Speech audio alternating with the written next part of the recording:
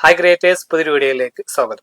ഇന്നത്തെ വീഡിയോയിലൂടെ ഞാൻ പറയുന്നത് ഗൂഗിൾ ആഡ്സെൻസിൽ വന്ന ലേറ്റസ്റ്റ് അപ്ഡേറ്റിനെ കുറിച്ചാണ്. ഗൂഗിൾ ആഡ്സെൻസ് പോളിസിയിൽ, അതായത് ഗാംബ്ലിങ്ങുമായി ബന്ധപ്പെട്ടിട്ട് വന്ന ഒരു അപ്ഡേറ്റ് ആണ്. നമുക്കറിയാം യൂട്യൂബ് പോളിസിയിൽ ഒരുപാട് അപ്ഡേറ്റുകൾ വരാറുണ്ട്, അതുപോലെ ഗൂഗിൾ ആഡ്സെൻസിലും.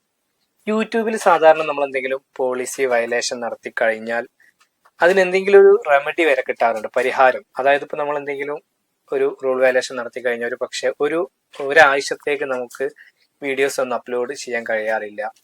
ചില വയലേഷനിൽ അവരെന്ത് ചെയ്യും, നമ്മുടെ കമന്റ് സെക്ഷൻ ഓഫ് ആക്കി വെക്കാറുണ്ട്. ചിലതിലിപ്പോൾ നമുക്ക് 90 ദിവസത്തെ ഒരു ഗ്യാപ്പ്, ഇപ്പോൾ സ്ട്രൈക്ക് ഒക്കെ ആണെങ്കിൽ 90 ദിവസം കഴിഞ്ഞാൽ എക്സ്പയർ ആകും. അതുപോലെ റീയൂസ്ഡ് പ്രോബ്ലം വന്നു കഴിഞ്ഞാൽ നമുക്ക് റീ അപ്ലൈ ചെയ്യാനുള്ള ഡേറ്റ് തരുന്നുണ്ട്. അതുപോലെ അപ്പീൽ കൊടുക്കാനുള്ള ഓപ്ഷൻ 20 ദിവസത്തിനുള്ളിൽ അപ്പീൽ കൊടുക്കാൻ.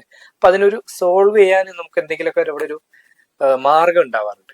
പക്ഷെ ഗൂഗിൾ ആഡ്സെൻസിൽ നമ്മൾ സാധാരണ ഒരു റൂൾ വയലേഷൻ നടത്തി കഴിഞ്ഞാൽ ഗൂഗിൾ അതൊരു ഒരു സോൾവ് ചെയ്യാനുള്ള സാധ്യത വളരെയധികം കുറവാണ്. എക്സാമ്പിൾ ആയിട്ട് പറയുകയാണെങ്കിൽ ഇപ്പൊ ഇൻവാലിഡ് ക്ലിക്ക് ആക്ടിവിറ്റി ഒക്കെ വന്നു കഴിഞ്ഞിട്ട് ഒരുപാട് ആളുകളുടേത് അവിടെ ആ ഒരു യൂട്യൂബ് സ്റ്റുഡിയോ ഓപ്പൺ ചെയ്യുമ്പോൾ ഏൺ സെക്ഷനിൽ ഗൂഗിൾ ആഡ്സെൻസുമായിട്ട് കണക്ട് ചെയ്യാനുള്ള ഓപ്ഷൻ ഉണ്ടാവില്ല, ഫുൾ ബ്ലാങ്ക് ആയിരിക്കും. ഇപ്പൊ നമുക്ക് സെക്കൻഡ് സ്റ്റെപ്പ് അവിടെ ഉണ്ടായിരിക്കുമല്ലോ, ഒന്നുകിൽ ചേഞ്ച് അസോസിയേഷന് അല്ലെങ്കിൽ ഫിക്സ് ഇൻ ആഡ്സെൻസ്, മറ്റെന്തെങ്കിലും ആയിട്ട് അവിടെ സെക്കൻഡ് സ്റ്റെപ്പ് കാണും യൂട്യൂബ് സ്റ്റുഡിയോ ഓപ്പൺ ചെയ്ത് കഴിഞ്ഞാൽ. പക്ഷെ ആഡ്സെൻസ് പോളിസിയിൽ വയലേഷൻ നടത്തി കഴിഞ്ഞാൽ അവിടെയൊക്കെ ആ ഒരു ഓപ്ഷനെ യൂട്യൂബ് എടുത്ത് കളഞ്ഞിട്ടുള്ളത് ഞാൻ ഒരുപാട് കണ്ടിട്ടുണ്ട്. അപ്പൊ ഗൂഗിൾ ആഡ്സെൻസ് പോളിസി എന്ന് പറഞ്ഞു കഴിഞ്ഞാൽ യൂട്യൂബ് പോളിസിനേക്കാൾ സ്ട്രിക്റ്റ് ആണെന്ന് പറയാം. അപ്പൊ അതിൽ വന്നിട്ടുള്ള ഒരു അപ്ഡേറ്റ് എന്താണെന്ന് വെച്ച് കഴിഞ്ഞാൽ, നമുക്കറിയാം ഗാംബ്ലിംഗ്. ഇപ്പൊ ഗാംബ്ലിംഗ് എന്ന് പറയുമ്പോൾ നിങ്ങൾക്ക് അറിയാലോ, ചൂതാട്ടം എന്നൊക്കെ പറയാം. അപ്പൊ അത് റിലേറ്റഡ് ആയിട്ട് നമുക്ക് ഈ കണ്ടന്റുകൾ അല്ലെങ്കിൽ വെബ്സൈറ്റുകൾ പരിചയപ്പെടുത്തുക, അതല്ലെങ്കിൽ ആപ്ലിക്കേഷൻസുകൾ, അപ്പോൾ ആ രീതിയിലുള്ള എല്ലാത്തിനും നമുക്ക് റെസ്ട്രിക്ഷൻ ഉണ്ട്. നമുക്കെന്ന് പറയുമ്പോൾ ഇന്ത്യയിൽ ഇപ്പൊ ഇവിടെ ഒരു പോളിസിയിൽ അവർ പറഞ്ഞിട്ടുണ്ട് റെസ്ട്രിക്ഷന് ചില കൺട്രീസിൽ ഇല്ല എന്നുള്ളത്. അപ്പൊ നിങ്ങൾക്ക് ഇവിടെ കാണാം കുറെ കൺട്രീസ് അതിൽ ഉണ്ട്. Australia, Brazil, Canada, Colombia, France, Germany, അങ്ങനെ പറഞ്ഞിട്ട് ഒരുപാട് കൺട്രീസ് ഉണ്ട്.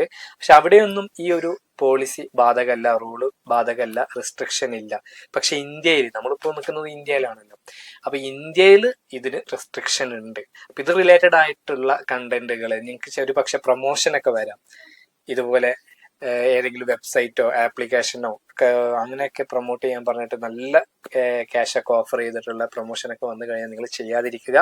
അപ്പൊ ഈ ഒരു പോളിസി വളരെയധികം നമ്മൾ ശ്രദ്ധിക്കേണ്ടതുണ്ട്. ഒരുപാട് ക്രിയേറ്റേഴ്സിന് ഈ രീതിയിലുള്ള പ്രൊമോഷൻ മെയിലുകൾ വരുന്നുണ്ട്. നമുക്കറിയാം ഇൻസ്റ്റാഗ്രാമിലൊക്കെ ഒരുപാട് പേരുടെ അക്കൗണ്ട് ഡിസേബിൾ ആയതൊക്കെ നമ്മൾ അറിഞ്ഞിട്ടുണ്ട്. അപ്പൊ അതുപോലെ ഒരു പണിഷ്മെന്റ് നമുക്ക് വരാതിരിക്കാൻ നമ്മൾ എന്ത് ചെയ്യണം, ഈ ഒരു കാര്യം ഗാംബ്ലിങ്ങുമായിട്ട് റിലേറ്റഡ് ആയിട്ടുള്ള സംഭവങ്ങൾ നമ്മൾ ചെയ്യാതിരിക്കുക എന്നുള്ളതാണ്. നമ്മൾ അതുമായിട്ടൊന്ന് വിട്ടു നിൽക്കുക.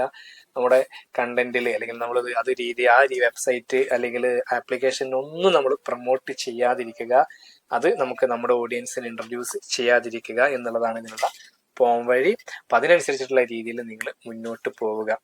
അപ്പോൾ ഈ ഒരു വീഡിയോ നിങ്ങൾക്ക് ഉപകാരപ്പെട്ടുവെങ്കിൽ തീർച്ചയായിട്ടും നിങ്ങൾ ലൈക്ക് ചെയ്യുക. നിങ്ങളുടെ അഭിപ്രായങ്ങളും നിർദ്ദേശങ്ങളൊക്കെ താഴെ കമന്റ് ബോക്സിൽ രേഖപ്പെടുത്തുക. നിങ്ങൾ ആദ്യമായിട്ടാണ് ചാനൽ കാണുന്നതെങ്കിൽ ചാനൽ ഒന്ന് സബ്സ്ക്രൈബ് ചെയ്യുക, കൂടാതെ ബെൽ ബട്ടൺ കൂടി അമർത്തുക. മറ്റൊരു യൂസ്ഫുൾ ആയിട്ടുള്ള യൂട്യൂബ് ടിപ്സുമായിട്ട് നമുക്ക് വീണ്ടും കാണാം. അതുവരെ ബൈ.